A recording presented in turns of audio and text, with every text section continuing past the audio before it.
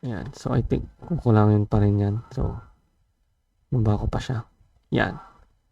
So, same process lang tayo dun. Pero this time, ang gagamitin naman natin is kung 1 plus, a squared plus x squared, ang ginagamit natin dyan is tangent, no? So, x is equal to a tangent theta. So, our a will become 2. So, 2 tangent theta. So, our dx will become 2 secant squared theta.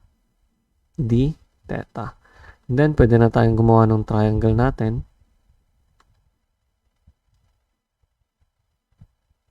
Ayan. So, theta. So, sa tangent is opposite over adjacent. So, opposite natin is x. And then, our adjacent is 2. So, to solve for this, we'll have square root of 4 plus x squared. So, kung kakailanganin natin si 4 plus x squared, gagamit tayo nito. So, that will become so, hypotenuse tsaka ito si 2. So, that will become or adjacent over hypotenuse. So, cosine theta is equal siya sa adjacent to all over hypotenuse square root of 4 plus x squared. And then, dahil si square root of 4 plus x squared ang kailangan natin, so we will have 2 all over cosine theta. So, 2 all over cosine theta, 1 all over cosine theta is it is secant, no? So, that is 2 secant theta. So, kung gusto natin na mawala tong square root na to, so, let's just square the both sides. Then, 4 plus x squared is equal to 4 secant squared theta. Ayan. Now, we can substitute. So, meron dx na tayo. Meron na din tayong 4 plus x squared. So, let's substitute. So, si 4, dahil constant siya, ilabas natin muna siya. Ayan. And the value of dx is this 2 secant squared theta d theta. And then, we'll have the value of 4 plus x squared is 4 secant squared theta. The quantity is squared. So, pwede pa natin siyang, ito yung 2, i-multiply ulit natin siya. So, 8. Then, secant squared theta d theta. So, over tayo dito. So, this one will become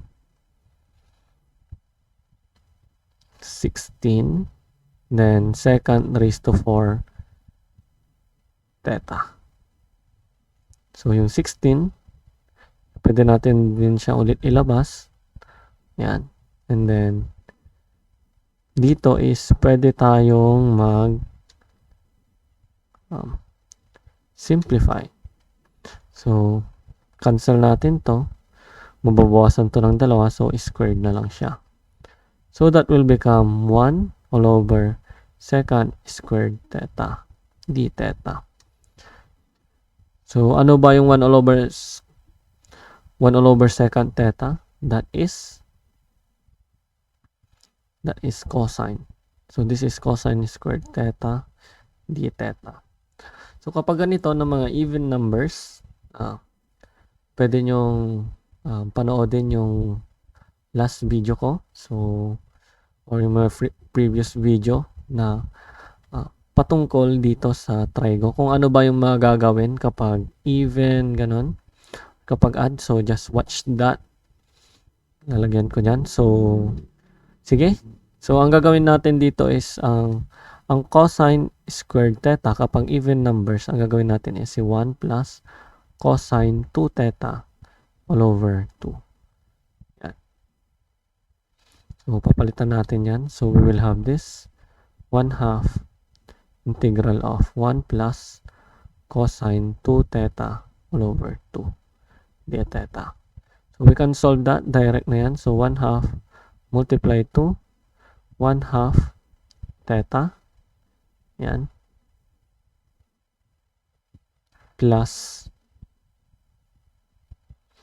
So, this one will become 1/2. So, integral of cosine. So, that will become sine. Pero, meron siyang nasa ilalim. So, may NF pa tayo na 1/2. Then, si sine 2 theta. Ayan. So, plus C.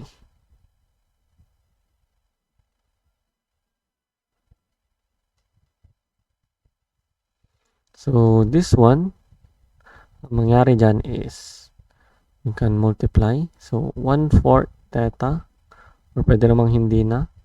So, we just multiply it plus 1 all over 8 sine 2 theta.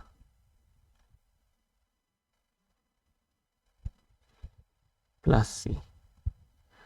So, I'm thinking now na itong sine 2 theta is, pwede ko siyang i-convert into 2 sine theta, cosine theta. And then, yun. So, first is, alamin muna natin kung ano yung value ni theta. So, since we use tangent, no? So, x is equal to a tangent theta. So, solving tayo sa theta natin. So, that will become x all over 2. Yan. Tangent theta. So, divide lang natin si 2. So, we have x all over 2 is equal to tangent theta. So, our theta will become the arctangent of x all over 2. And then, yung sine naman natin, so, let's just experiment, no? So, paano kapag, di ba, sine 2 theta yan? So, paano kapag in-expand ko siya na 2 sine theta, cosine theta, or stay ko lang siya na sine 2 theta, no? So, dito is double angle. So, I think mas pabalikin na lang natin siya in sine theta and cosine theta. Our cosine theta is already solved like this. And the sine theta will become opposite over hypotenuse. So, x all over square root of 4 plus x squared. Ayan. So, 2 sine theta, cosine theta. So, palitan lang natin si sine theta. It will become x all over square root of 4 plus x squared. And then multiply to cosine theta, which is 2 over square root of 4 plus x squared. So, the value of that will become 2x all over 4 plus x squared. We still not multiplied the 2 here. So, lagyan lang natin ng 2 dyan. So, this is the equivalent of sine 2 theta. Yan. 4x all over 4 plus x squared. So, if ginamit natin yung sine 2 theta lang, and then we just multiply the middle part. So, that will become sine, then 2. The value of theta is, I think this is good. This one, sine 2 theta. So, substitute natin yan dito sa ating sine 2 theta natin is equal to 4x. Yeah, 4x all over 4 plus x squared. So, that will become 1/4. The value of theta is arctangent x all over 2 plus 1 all over 8. Then multiply this 4x all over 4 plus x squared. Then plus c. So, the 4 will be cancelled. May tira pa tayong 2. Ayan. So, pwede na natin makuha yung sagot na ito.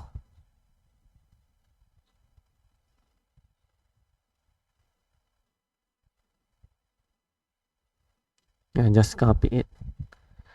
So, plus c.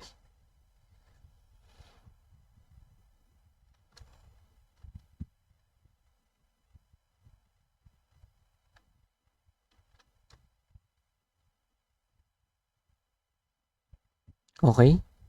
So, ganyan yung gagawin natin kapag 4 plus x squared.